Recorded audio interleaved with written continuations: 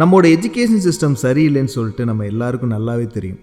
சரி, இன்னும் எவ்வளோ காலத்துக்கு தான் நம்ம குறை மட்டுமே சொல்லிகிட்டு இருக்க போகிறோம்? நம்மளால் முடிஞ்ச அளவுக்கு ஏதாவது ஒன்று பண்ணணும்னு ஆரம்பிக்கப்பட்டது தான் LMES. LMES ஸ்டார்ட் பண்ணி கொஞ்ச நாள்லையே நிறைய ஸ்டூடெண்ட்ஸ் அண்ட் டீச்சர்ஸ் எல்லாம் உங்கள் வீடியோஸ் ரொம்ப சிம்பிளாக இருக்குது, ஈஸியாக புரிஞ்சிக்க முடியுது, இன்னும் நிறையா பண்ணுங்கன்னு சொன்னாங்க. சரி, ஏதோ ஒரு மூலையில் நம்மளால் முடிஞ்ச ஒரு சின்ன மாற்றம் நடந்துகிட்ருக்குன்னு ரொம்ப சந்தோஷமாக இருந்தது. இதோட அடுத்த கட்டம் என்னன்னு நான் யோசிக்க ஆரம்பித்தேன். அப்போ தான் நம்ம பசங்கள்லாம் சயின்ஸை எப்போவுமே பிளாக் போர்டில் மட்டுமே பார்த்து பழகுனால தான் அவங்களுக்கு சயின்ஸுங்கிறது ரொம்ப அந்நியமாக இருக்குது. ஸோ சயின்ஸை பெரிய பெரிய டெமான்ஸ்ட்ரேஷன் வழியாக காட்டினா தான் அவங்களுக்கு அறிவியல் மேலே ஒரு பெரிய ஆர்வத்தை கொண்டு வர முடியும்னு ஆரம்பிக்கப்பட்டது தான் பிக் பேங். முதல் ஈவெண்ட்டில் மொத்தமாக 200 பேரை மட்டுமே வச்சு ஆரம்பிக்கப்பட்ட இந்த பிக் பேங்கை இதுவரை தமிழ்நாடு முழுவதும் கிட்டத்தட்ட 1,00,000 பசங்களுக்கு மேலே கொண்டு போய் சேர்த்துருக்கோம். சரி, பசங்களுக்கு ஆர்வம் மட்டும் கொடுத்தா போதுமா?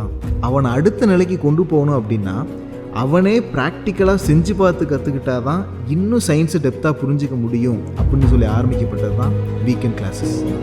சென்னையில் ஒரே ஒரு இடத்துல ஆரம்பித்தோம். வந்த பசங்களுக்கு இவ்வளோ காலம் புரியாத சயின்ஸ் கான்செப்ட் எல்லாம் அவங்க செஞ்சு பார்த்து கற்றுக்கிறப்போ அவங்க மூஞ்சியில் ஒரு சந்தோஷம் இருந்துச்சு. இந்த சந்தோஷம்தான் எங்களை இந்த வீக்கெண்ட் கிளாஸை இன்னும் நிறைய இடத்துக்கு கொண்டு போகிறதுக்கான ஊக்கத்தை கொடுத்துச்சு.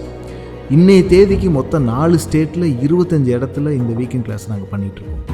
இதெல்லாம் பண்ணிகிட்டு இருக்கப்போ யூடியூப்பில் இருந்து ஒரு எஜுகேஷன் கான்ஃபரன்ஸுக்கு கூப்பிட்டுருந்தாங்க. அதில் இந்தியாவில் உள்ள எஜுகேஷன் சேனல்லையே ஹை குவாலிட்டி கண்டென்ட் கொடுக்குற ஒன் ஆஃப் த பெஸ்ட் சேனல்னு சொல்லிட்டு LMES ரெகக்னைஸ் பண்ணாங்க. இப்படி நாங்கள் இந்த 5 வருஷமாக கடந்து வந்த பாதையை பார்க்குறப்போ நம்ம சரியான இலக்கை நோக்கி தான் போயிட்டுருக்கோன்னு ஒரு நம்பிக்கை இருந்தாலும் நம்மளோட இலக்குங்கிறது ரொம்ப ரொம்ப பெருசு. அதை நம்ம அடையணும்னா இன்னும் நம்ம ஏதாவது பெருசாக செய்யணும்னு யோசிச்சோம். நைட்டு பகல் பார்க்காம அதை செய்யவும் ஆரம்பித்தோம். ஆக்சுவலாக இன்னும் கொஞ்ச நாள் அவங்ககிட்ட அதை சேர்க்கவும் போகிறோம்.